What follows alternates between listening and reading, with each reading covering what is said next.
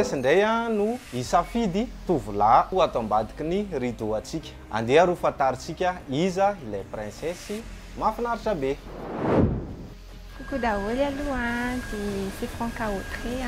Ny rôle quoi, princesse, c'est un petit émission Love Incognito ici.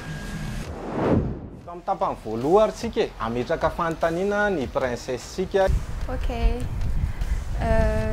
Iza ny anaranareo? Antonio. Nous Suaven, numéro 2. Nous Suaven numéro 2. Moi je suis Jones. Moi je suis Teddy, numéro 14. Ok, vous avez quel âge? J'ai 20 ans. Et moi 24. Moi j'ai 22. Moi j'ai 22, Teddy. Et vous faites quoi dans la vie? Moi je suis étudiant. Je suis aussi étudiant, mais en même temps je travaille quand il y en a le laps du temps. Moi je suis mannequin. Moi je suis étudiant. Ok. Et Manova fampitsara aloha fanontaniana va. Et pourquoi vous êtes là? Nagatia satria nahita an'ilay publication dia sady efa ela koa naniry mba tia ahita Franca. Et pour moi, numéro 2, événement mbola tsy nisy hatramizay mihitsy angamba ataoko le izy dia manitikitika be dia j'aimerais être un participant.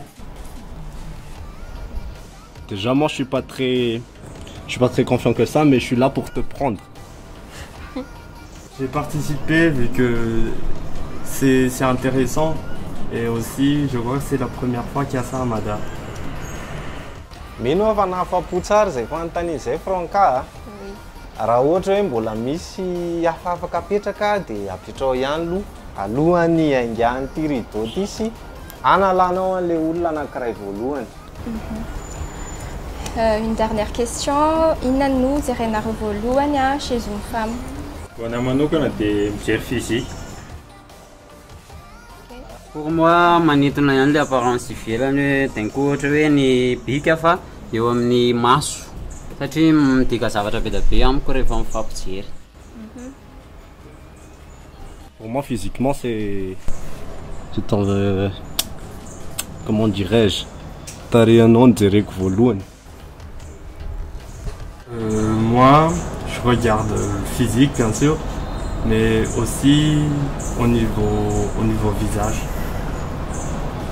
Nahafapo Franca zay Ouais. Eto ianao dia tsy maintsy isafidy olona anankiray zay hoe sorina amin'ny ireo tovolahy ao ambadika ao ireo ka anjaranao ary ny safidy.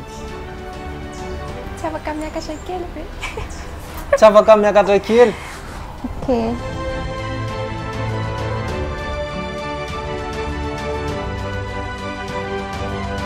Numéro 2.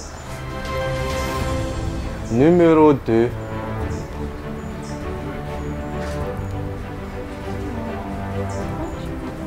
Tena natongavana taty moa le ilalao hoe dia tsy maintsy misy ohatr'izay foana rehefa milalao fa déçu kely ihany raha hoe côté an'le hoe lalao zany. Ngo le concurrent koa pokosy be ry salady. Nanahoana? Taitra ihany ianao nahita anazy? Le izy aloha zany tena nafinaritra be satria zavatra mbola tsy dia fahita firy teto amintsika dia merci beaucoup an'le réalisateur sy ny podcast dia misaotra betsaka fa nafinaritra no participer tamin'le lalao.